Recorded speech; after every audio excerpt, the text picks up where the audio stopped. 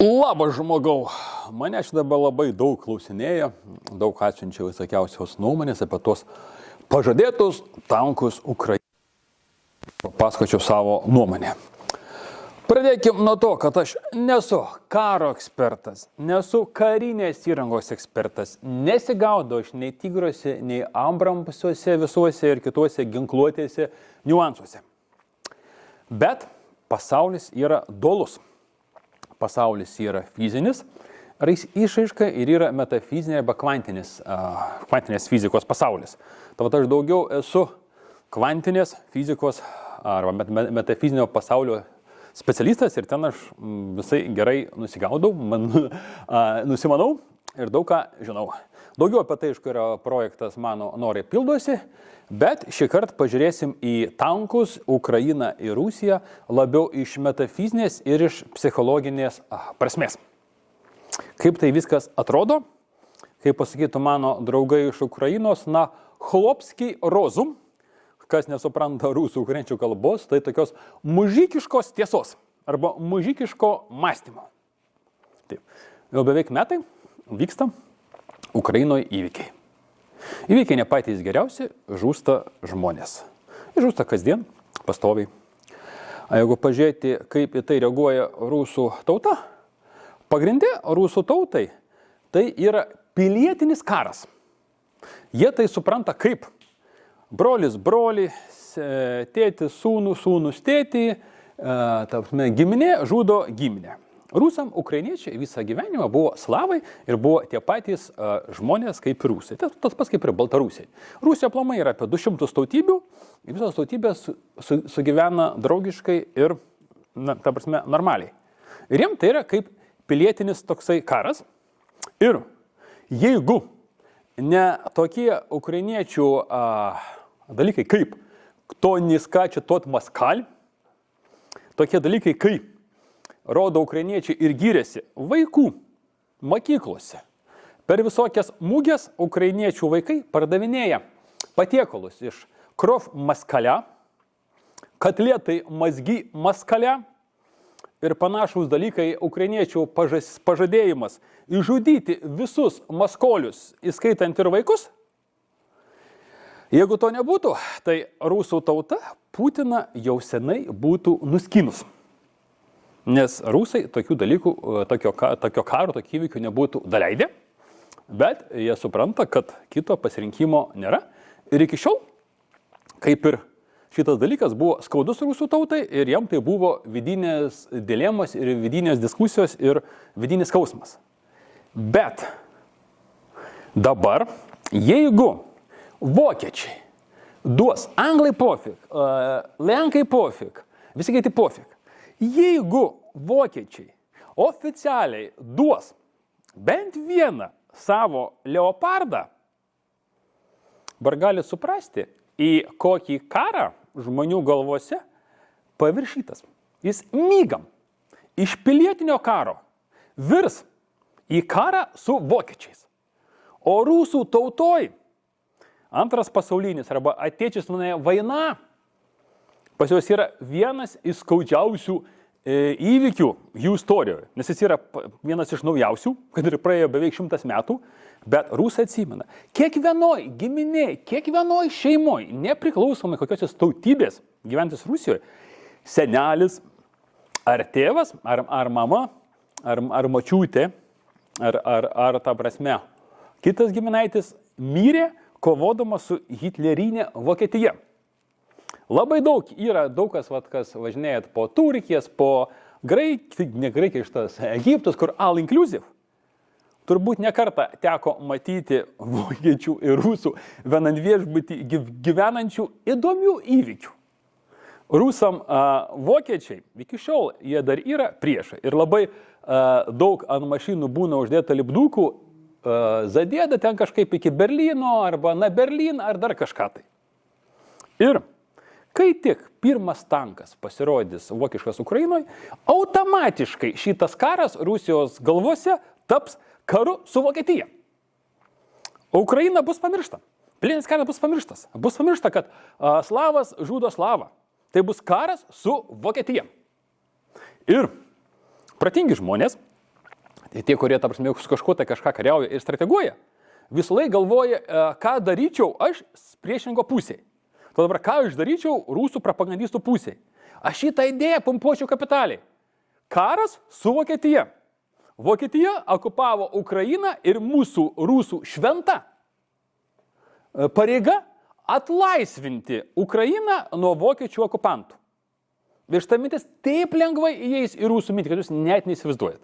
Kas buvot Rusijoje, kas turit pažįstamų rusų, parašykit komentaruose, klystu aš ar ne.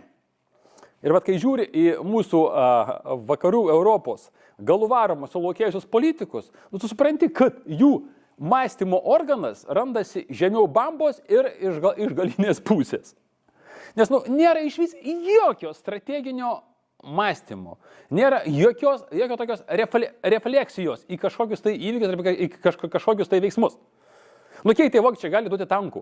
5, 10, 20? Patys vokiečiai gal tik turi 200-300 tankų, kiek man teko matyti. Ir ką tie tankai padarys? Realiai, fiziniam pasaulyje, kai fronto linija, kokie 900-1500 kilometrų. Tai kas 10 kilometrų po vieną tanką padėsit? Kad 20 kilometrų po vieną tanką padėsit? Bet metafiziniai pusėje, psichologiniai pusėje, tai bus dar eilinė. Žibalas užpilimas rusų širdelėse, kad nugalėti visą šitą dalyką. Va toks paprastas metafizinis supratimas. Dėl ko vakarai to dalyko nesupranta? Man tai aišku. Nes vakarai užmygo ant laurų. Jie 20 metais nugalėjo Tarybų sąjungą, nugalėjo tą, kaip jis vadinasi, Tarybų sąjungą ir tą visą SOS lagerį, ir jie dabar patys kurčiausi pasaulyje ir kurtesnių už juos nėra. A gyvenimas būna taip, kai tu labai čia savo užsiauginį aureolę, gyvenimas sako, matau, supratau, keptuvę per galvą ir sakai, oi, kaip skauda, dėl ko man už tai, ašgi pats geriausias, pats nuostabiausias. Kai buvo Tarybų sąjunga, tai pas amerikiečius buvo labai stiprios analitinės struktūros, 10 000 vakarų, tų laikų vakarų gyventojų dirbo, analizavo rusus, Tarybų sąjungą, iš kiekvienos pusės. Kai tik subyrėjo Tarybų sąjunga, šitie visi analitiniai skyriai, 10 000 darbuotojų, ne pačių durniausių, reikia apmokėti. Jie brangiai kainuoja, sako, mes čia maždaug maskolius nugalėjom, mums šitie analitiniai dalykai ir nebereikalingi. Ir užmygo ant laurų. Ir dabar išvis nėra vakaruose adekvačiai suprantančių Rusiją. Aišku, kas yra rusų ekspertai vakaruose? Kas ten yra Kasparovas, kas ten yra Khodorkovskis, šitas pabėgę oligarkai, šitie į Londoną, kaip tasai, kur Jevrasėt savininkas, Češvarkinas, ten kiti, iš dalies jų vakarai atėmė visus jų turtus, bet jie vis tiek tikisi kažką tai revanšuoti ir atkeršyti. Įsivaizduokit, kai žmonės prisivogė turtų, nemokantys daryti verslų ir turintys pykti ant Rusijos, kaip jie gali konsultuoti vakarus. Taip konsultuoja, taip ir mato.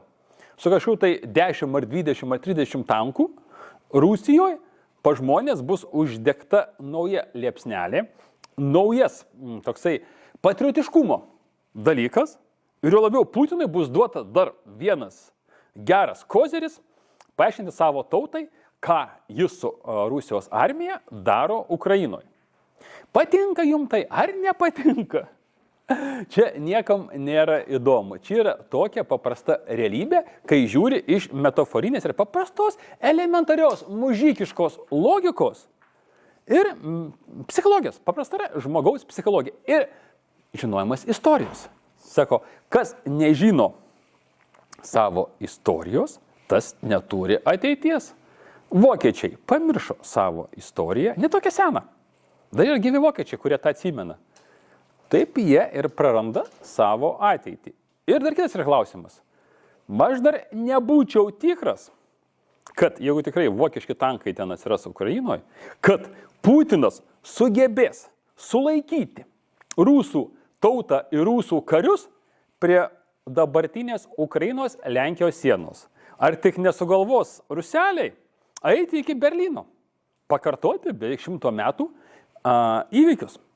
Nenustepčiau, žinokit, nes yra tokie dalykai. Yra metafizika, yra kvantinė fizika, yra psichologija.